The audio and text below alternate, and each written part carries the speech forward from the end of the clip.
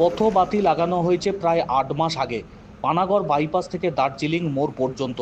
এছাড়াও পানাগড় বাজারের বিভিন্ন প্রান্তে আসানসোল দুর্গাপুর ডেভেলপমেন্ট অথরিটির পক্ষ থেকে বিভিন্ন জায়গায় পথবাতি বসানো হলেও সেই পথবাতি এখনও জ্বলেনি। ফলে সন্ধ্যা হলেই অন্ধকারে ডুবে যায় গোটা পানাগড় বাজার। আসানসোল দুর্গাপুর ডেভেলপমেন্ট অথরিটির পক্ষ থেকে লাগানো এই পথবাতির বিদ্যুতের বিল কে দেবে তা নিয়ে দেখা দেয় সমস্যা। সেই সমস্যা মেটানোর জন্য গত কয়েক মাস আগে প্রশাসনের পক্ষ থেকে পানাগড় বাজারের ব্যবসায়ী সমিতি ও প্রশাসনের বিভিন্ন দপ্তরের আধিকারিকদের এবং জনপ্রতিনিধিদের নিয়ে বৈঠক করা হয়। সেই বৈঠকে সিদ্ধান্ত হয় পানাগড় বাজারের ব্যবসায়ী সমিতি এই বিষয়ে উদ্যোগ নিয়ে তারা ব্যবসায়ীদের কাছ থেকে অনুদান সংগ্রহ করে সেই অনুদানের টাকায় বিদ্যুতের বিল মেটানোর ব্যবস্থা করবেন। সেই মতো আলোচনা হলেও আজ পর্যন্ত জ্বলল না একটা পথবাতিও। এলাকার মানুষজন জানিয়েছেন গত প্রায় ৮ মাস আগে তারা পথবাতি জ্বলতে দেখেছিলেন। পথবাতিগুলি লাগানোর পর সেগুলো টেস্ট করার জন্য জ্বালানো হয়েছিল। না জ্বলে না, মোটামুটি 6 মাস 7 মাস থেকে লাগানো আছে।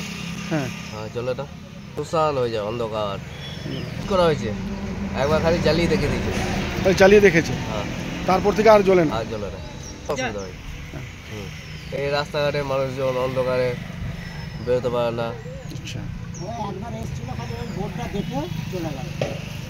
9টার পর পুরো শ্মশান হয়ে যায় অন্ধকার। এই বিষয়ে পানাগড় চেম্বার অব কমার্সের সম্পাদক হারুন রশিদ খান জানিয়েছেন বিদ্যুতের বিল দেওয়ার বিষয় নিয়ে একটা সমস্যা দেখা দিয়েছিল, যার কারণে পানাগড় ডেভেলপমেন্ট কমিটি নামে একটি কমিটি গঠন করা হয়, যেখানে কাঁকসার পঞ্চায়েত সহ বিভিন্ন ব্যবসায়িক প্রতিষ্ঠানকেও যোগ করা হয়। এরপর বিদ্যুৎ দপ্তরে এই বিষয়ে তারা আবেদন জানালে বিদ্যুৎ দপ্তরের পক্ষ থেকে সিকিউরিটি ডিপোজিটের টাকা জমা দেওয়ার কথা বলা হলে চেম্বার অব কমার্সের কাছে সেই টাকার অনুমোদন চাওয়া হলেও তা এখনও মেলেনি বলে অভিযোগ।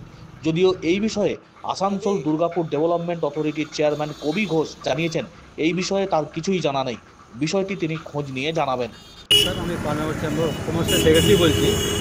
এটা নিয়ে আমরা লোকাল প্রশাসন এবং বিডিও সাহেব কাছে অনেকবার আবেদন করেছিলাম, কিন্তু এখানে লোকাল প্রশাসন বলছে না, রেকারিং কস্ট বিয়ার করবেন না আর কি।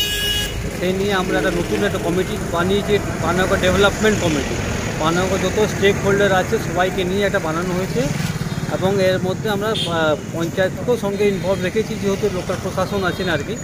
নিয়ে এটাকে নিয়ে একটা নতুন রেজলিউশন হয়েছে এবং সেই মেমোরান্ডাম দিয়ে আমরা ইলেকট্রিক অফিসে সেটা দেওয়া হয়েছে এবং ওইটার যে ইনস্টলেশন সিকিউরিটি মানি যেটা হয় এডিডিএকে মানে বহন করার জন্য রিকোয়েস্ট করা হয়েছে এবং আমরা কাগজে জমা দিয়েছি। খুব শীঘ্রই এডিডিএ আমাদের আশ্বাস দিয়েছে যে সেই সিকিউরিটি মানিটা ওরা মানে ইলেকট্রিক ডিপার্টমেন্ট রিলিজ করে দিলে সেটা কাজটা এগোবে আর কি। আচ্ছা, এই পুরো আমাদের নতুন যে কমিটি বানানো হয়েছে পানাগড় ডেভেলপমেন্ট কমিটি, সেই মাধ্যমে সেটা ওটা কার্যকর হবে আর কি।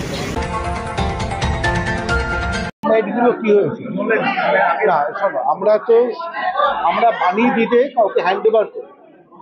এডিডিএ কেউ যদি বলে আমাদেরকে আমরা করে, কিন্তু আমরা তো ইলেকট্রিকের পয়সা তো এডিডিএ দিতে পারে না, ওটা আমরা কাউকে হ্যান্ড ওভার করি। আমার এই মুহূর্তে মনে পড়ছে না ওটা কাকে হ্যান্ড ওভার করা হয়েছে, কারণ অনিচ্ছাতে তো কাউকে হ্যান্ড ওভার করা যাবে না। কেউ চেয়েছে বা চাইছে কিনা আমি জানি না, যে চাইবে বা আমরা যাকে মনে করবো তাকে আমরা দেবো। এটা অসুবিধা হওয়ার পর আমাকে জেনে বলতে হবে, তো অনেস্টলি আমি পুরো ডিটেলটা জানি না। আমি ডেফিনেটলি আমি সোমবারে থাকবো না, মঙ্গলবারে আমি নিশ্চয়ই খবর নেবো। তোমরা মঙ্গলের পরে যদি একদিন আসো, আমি ডেফিনেটলি এটা তোমাদেরকে বলতে পারবো এবং সলিউশন করারও চেষ্টা করবো।